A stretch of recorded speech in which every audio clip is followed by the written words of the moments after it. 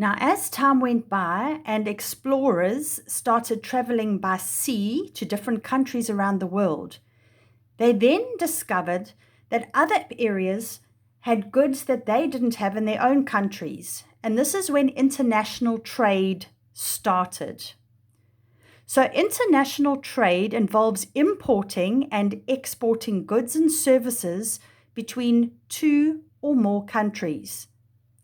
These days, when a country like South Africa sells its products to other countries, this is called exporting. So that is when products leave South Africa, they are transported to anywhere else in the world, and those countries buy the products and use them there. When South Africa buys goods from other countries that we don't have in South Africa, this is called importing, where different products are brought into the country. Most of this takes place using ships, and in particular, cargo ships. So these ships dock at different harbors around the world where they pick up goods in those particular countries, and then they travel to the country that has purchased the goods from them, and they dock at another harbor, and the goods are taken off the ships. Now, many people living on the Bluff and most people in and around Durban have been and seen the harbor and the container terminals at the harbor.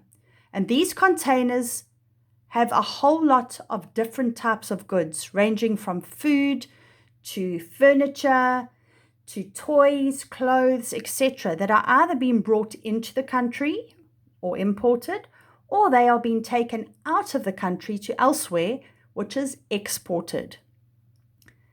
The main products exported by South Africa include gems and precious metals such as gold, diamonds, and platinum. Coal is a major export, so is iron ore and aluminium. We also export vehicles, oil, machinery, electronic equipment, wines and beverages, flowers, fruits, and nuts. Our climate in South Africa is really fantastic, and it allows us to grow such a large variety of different fruits and nuts and vegetables that many other places in the world can't grow.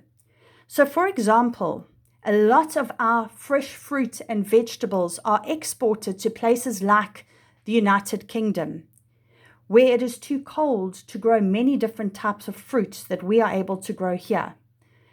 And unfortunately, what does happen is all our best fruits are actually exported to other countries where they can make a lot more money off them.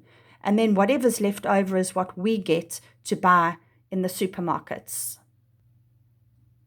The main countries that South Africa imports from, as well as exports to, include China, Germany, United States, the United Kingdom, and India. The main goods imported into South Africa include crude and refined petroleum oil, which is what we use for our cars when we go and fill up at the petrol station. Machinery, electronic equipment, which a lot of that comes from the Far East, so Japan, China, etc. Vehicles, plastics, pharmaceuticals, so those are all our stuff that we use for medicines or medical equipment as well. So in today's society, with us having the coronavirus, you will see that there's been a huge shortage of medical equipment around the world, such as face masks, ventilators, etc. So anything to do with the medical field, any machinery that's used in hospitals, all falls under medical equipment. We also import chemicals, iron, and steel. All these products aren't readily available in South Africa. Importing goods means that people's needs can be satisfied. So if we don't have certain things here, we can now source them overseas, import them into the country, and then people can buy them here. By importing goods, South Africa becomes less dependent on its own resources and production and benefits from the resources and production of other countries. International trade impacts a country's gross domestic product, or GDP. And I'm sure some of you have heard this being spoken about if you listen to or watch the news regularly. And this is a measurement of the economic growth of a country. So GDP is the production of goods and services of a particular country.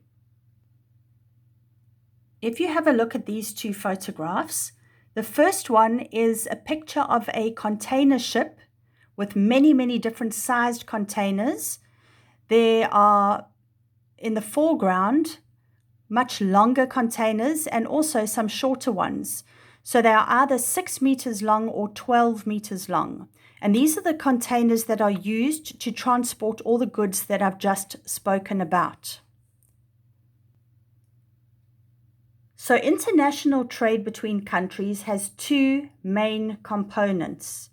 The first one is the flow of goods and services that are dispatched and received, which is your international trade. So any products that have been sent elsewhere or have been imported to South Africa would fall under this category, and it's known as international trade. And then the mutual payment for these goods and services in the monetary unit of each currency, or we call it a currency transaction. So if you refer back to the picture that I showed you, or the two pictures I showed you earlier, next to the picture of the container terminal, you saw somebody holding up dollar bills, which is American currency. And depending on which country you are trading with, will depend on what currency you will trade in. International trade allows South Africa to import products that cannot be produced here or are in short supply. So, for example, petroleum or petrol. On the other hand, countries purchase products that are in short supply in their own country. So, for example, South Africa exports iron ore to countries that do not have a local supply. International trade takes place because some countries are fortunate enough to have an excess of some resources. For example, South Africa has an abundance of platinum and other minerals that are exported to other countries where these resources are needed. And here in the two pictures, you can see a gold Kruger Rand, which is very valuable. Quite a few years ago, I had a Kruger coin and I exchanged it, and it was valued at 13,000 Rand at that particular time. And then platinum is actually more valuable than gold. So when you want to buy a platinum ring, for example, you will be paying a higher price than if that ring was made with normal yellow gold. And now another reason why international trade takes place is something that I did mention briefly just now. Climatic conditions vary from country to country. South Africa has a very erratic rainfall period and periods of drought. So certain agricultural products cannot be grown here and they have to be imported. So for example, coffee. We battle to grow coffee in South Africa because our climate and our rainfall is not ideal. So we then trade with other countries around Africa and around the world, and Ghana is one of the big countries that produces coffee and cocoa beans, and we trade with them and import these from those areas. In South America, Brazil is the world's top grower of coffee beans. The third reason is that the level of technological development varies from country to country. Japan, for example, is renowned for its expertise in computer technology. So many computers, laptops, cameras, etc. are produced in Japan, and then they are transported or exported to other countries, and people purchase them there. And because our transport and communication systems throughout the world have improved greatly over the years, we are able to transport fresh produce in refrigerated containers to keep them fresh while they are traveling by sea from South Africa to other parts of the world. And if we have a look at this photograph here, for example, you can see that fresh flowers and other produce from South Africa are supplied to markets throughout Europe daily. So if we were to now summarize why people trade, we would have a look at, first of all, what is trade? And we've learned that trade is the process of buying and selling goods and services. A consumer pays for products and or services. The producer sells the products and or services, and an exchange or a transaction then take place. People's needs and wants enables trade to take place. And when trade takes place, it can either be done within a country or between countries, and that is known as international foreign trade. Now, if we have a look at the background to trading, in the past, we exchanged goods by means of bartering, but that was quite problematic because there wasn't a standard unit of value, there wasn't transport, and there wasn't storage. So this is where the introduction of coins, metal, receipts, and paper money started to take place eventually.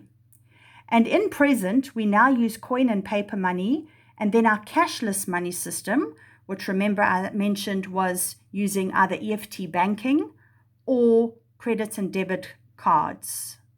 And then lastly, just to recap what international trade is. This is the import and export of goods and services between two or more countries. South Africa sells exports, for example, precious metals. We also spoke about fresh fruit and vegetables, flowers, and many other different items.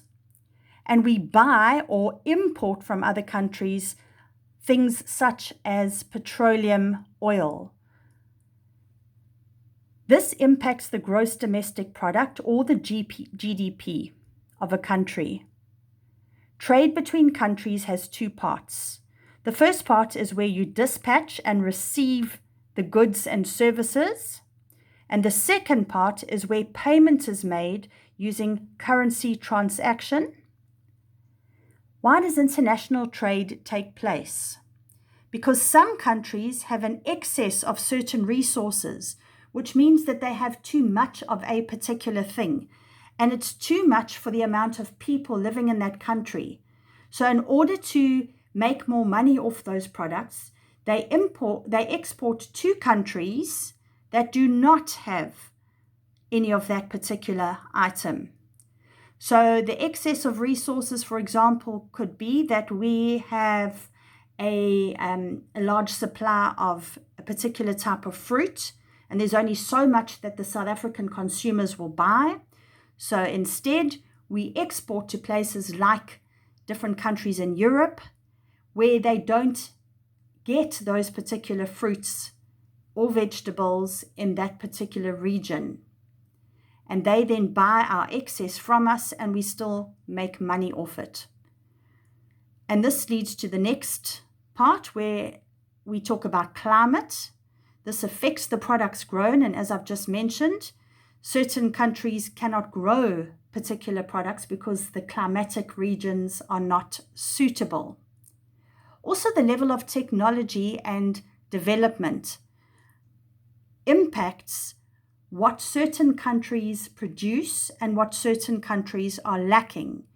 And Japan is our global leading country for producing major technological developments, and all our high-tech computers, TVs, etc., a lot of them come from Japan and are transported around the world via ship and sometimes via aeroplane, depending on what the product is, to the countries that require those products. And our transport and communication has improved so much over the years that it makes it so quick and easy to transport goods from one country to another, which in turn makes international trade much easier.